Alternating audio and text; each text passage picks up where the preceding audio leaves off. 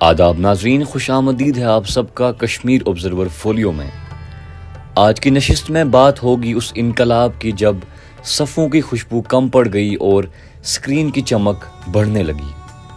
किताबें एक तरफ, फ़ोन एक तरफ, और जीत किसकी। चंद दिन पहले मुझे एक दोस्त के साथ लंच टाइम पर श्रीनगर के एक स्कूल जाने का मौका मिला। दिल में यही ख्याल था कि जैसे ही स्कूल में दाखिल हो जाऊंगा वहाँ शोर, मसरूफियत, गुफ्तगू वगैरह की फ़ज़ा होगी। लेकिन मंज़र मेरी तवक्को के बिल्कुल बरक्स था। कमरे में जितने भी असातिज़ा नज़र आए सब अपने अपने फ़ोन की स्क्रीनों में गुम थे। कोई वीडियो देखकर कहकहे लगा रहा था तो कोई सोशल मीडिया की पोस्ट पर नज़रें गाड़े बैठा था।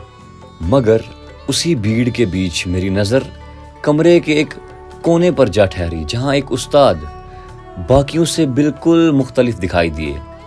उनके हाथ में मोबाइल नहीं बल्कि एक किताब थी, 10वीं जमात की NCERT साइंस की किताब। वो निहायत ही गहरी तवज्जो से उसके अवराक पलट रहे थे। उनके चेहरे पर एक ऐसा सुकून तारी था जो किसी भी स्क्रीन की तेज़ रोशनी से हासिल नहीं हो सकता।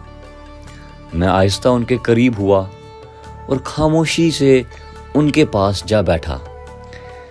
उनकी पढ़ाई में खलल डालना मैंने मुनासिब नहीं समझा, बस चुपचाप उस मंज़र को महसूस करता रहा। कुछ देर बाद जब वो कमरे से बाहर निकले, मैं हिम्मत जमा करके उनके पीछे गया। मैंने पूछा, क्या आप रोज़ कागज़ी किताबें पढ़ते हैं? वो मुस्कुराए और कहने लगे, हाँ, मेरे शागिर्द मुझसे इसलिए जुड़े हैं कि मैं उनके सवालों के जवाब ढूंढने के लिए फ़ोन पर इन्हिसार नहीं करता। वो जानते हैं कि मैंने मेहनत से तैयारी की है। यही एतमाद उस्ताद और शागिर्द के रिश्ते की बुनियाद है, और जब ये कायम रहता है तो सब कुछ बदल जाता है।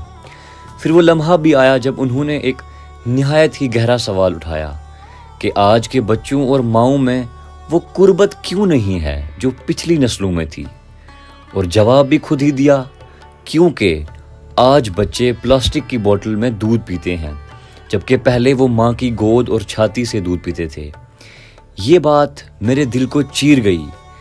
मैं सोचने लगा कि जब जिस्मानी रिश्ते कमज़ोर पड़ने लगते हैं तो मोहब्बत का रिश्ता भी मदहम हो जाता है, और यही हाल उस्ताद और शागिर्द के ताल्लुक़ का है।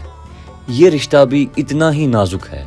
फिर उन्होंने वजाहत की, किताबें तवज्जो को यकजा करती हैं, सोच की गहराई अता करती हैं और उस्ताद को शागिर्द के करीब लाती हैं। किताब के हाशिए पर लिखे गए नोट्स, बार बार किए गए मुताले और गौर व फिक्र के लम्हात इल्म को पुख्ता कर देते हैं। इसके बरक्स फ़ोन तवज्जो को टुकड़ों में बांट देता है और मेहनत के बगैर फौरी जवाब फराहम करता है।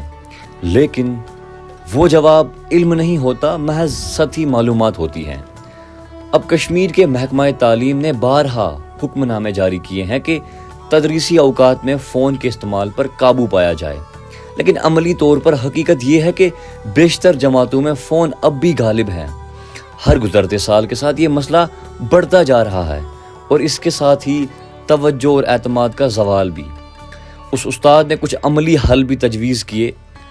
कहा कि तदरीसी औकात में तमाम फ़ोन हेडमास्टर के मेज़ पर रखे जाएं।